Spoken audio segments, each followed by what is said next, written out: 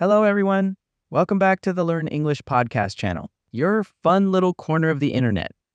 This is your 8-minute English podcast series hosted by me, Nathan. We're super excited to have you join us once again. Today, we're talking about something we all have to do, introducing ourselves. Have you ever been in a situation where someone says, "Tell me about yourself," and you're just like, what do I say? Don't worry, it's easier than you think. In this episode, I'll help you feel more confident when you introduce yourself. We'll talk about what to share, like your name, job, or hobbies. And remember, you don't have to be perfect, just be yourself. For this episode, we've prepared a free PDF full of vocabulary and helpful tips for you to explore. Make sure to check it out. In the next part, we will listen to a conversation between two strangers getting to know each other. After that, I will sum up the steps to introduce yourself to others. By the end, you'll be ready to introduce yourself like a pro. Now, let's get started.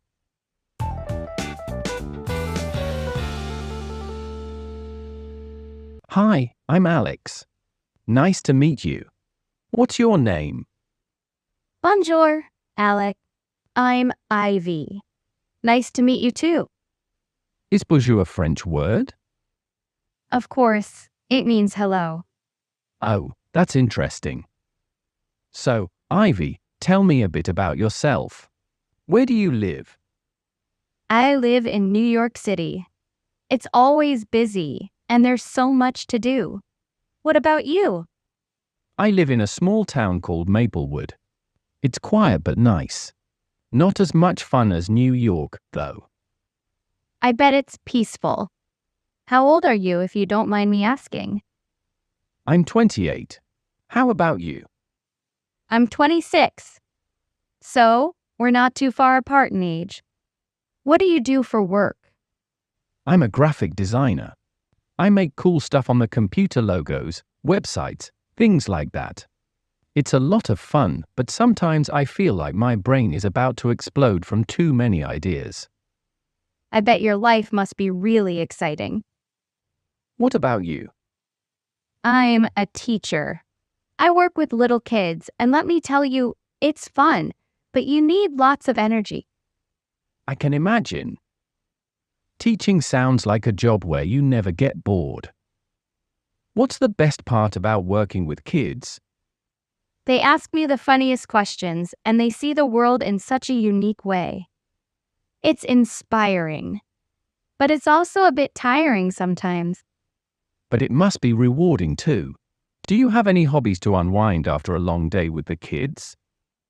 I do. I love reading mystery books. They're like little puzzles. I also enjoy hiking. Being out in nature helps me relax. And I'm pretty good at cooking too.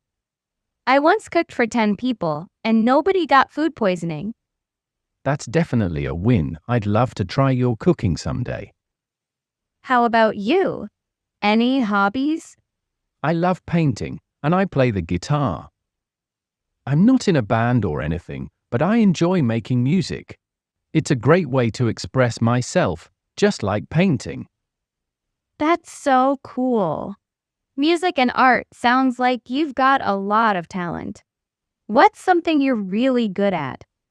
I'd say I'm pretty patient. It helps with designing because you have to keep fixing things until they're just right. I can see that. Patience is a good strength to have.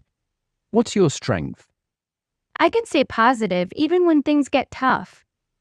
That's such a great quality, especially as a teacher. I'm sure the kids love that energy. Do you have any fun stories to share from your hiking adventures? Well, once I got lost on a hike for hours. It was pretty scary at first, but I found my way back using just the stars. I felt like an explorer from an adventure book. It was kind of cool looking back on it. Wow, that's awesome. Not many people could do that. Thanks. How about you? Do you have any interesting stories from your hobbies? Well, one time, my painting fell off the wall during an art show, but people thought it was part of the display. That's funny. Art really does have a mind of its own, doesn't it? It sure does. This was fun, Ivy. We should chat more often. Definitely. I had a great time getting to know you, Alex. What do you think about Alex and Ivy's conversation? Does it give you enough information? In this part, I will sum up the basic steps to introduce yourself if you don't have time to listen to the conversation. Let's start with the basics. When you introduce yourself, the first things you should share are your name, age, and where you live. For example, you could say, "Hi, my name is Nathan. I'm 24 years old and I live in London." Simple, right? It's all about giving people a little bit of information to start the conversation. Next, let's talk about what you do. Do you have a job or are you a student? This helps people understand what you're interested in. You could say something like, "I'm an artist. I love drawing everything around me." Or if you're a student, "I'm a biology student in my last year of university." Now, let's make it more interesting. What do you enjoy doing in your free time? Hobbies are a great way to connect with others. For example, you might say, "I enjoy playing basketball and watching movies." Or, "In my free time, I love baking cakes and reading novels." Sharing your hobbies gives people a glimpse into your life. Next, let's talk about your strengths. Everyone has something they're good at, so don't be shy to talk about it. Think about a quality that helps you in your job or studies. For example, "I'm really good at managing my time," or "I'm great at making people laugh." It's not about bragging. It's about letting people know what makes you unique. Now, this part is optional, but it can really make your introduction stand out. Share a short story or a fun fact about yourself. It's a great way to make people smile and remember you. Let me share my story. I once tried to make my own pizza at home. It ended up looking like a flying saucer. My friends still laugh about it. All right, let's keep it short and sweet. Your introduction shouldn't be longer than 1-2 minutes. You want to share enough to be interesting, but not so much that people lose focus. Finally, the most important tip: practice. Try introducing yourself in front of a mirror or with a friend. The more you practice, the more comfortable you'll feel. And soon, you'll be a pro at introducing yourself. Let's talk about some important words in this episode. The first word is creative. When someone is creative, they always have new ideas or new ways of doing something. For example, when I listen to music, I put my phone in an empty glass to make the sound louder. The next word is tiring. When something is tiring, it makes you feel tired. For example, when you exercise for a long time, you will feel very tired.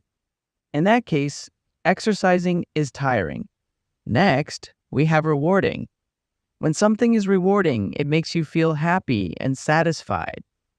For me, helping people in need is rewarding.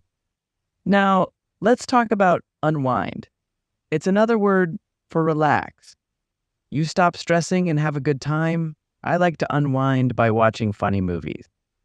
Patient is the last word. It's the ability to do something or wait for a long time and not get angry. Teachers need to be patient with their students. Parents need to be patient with their children.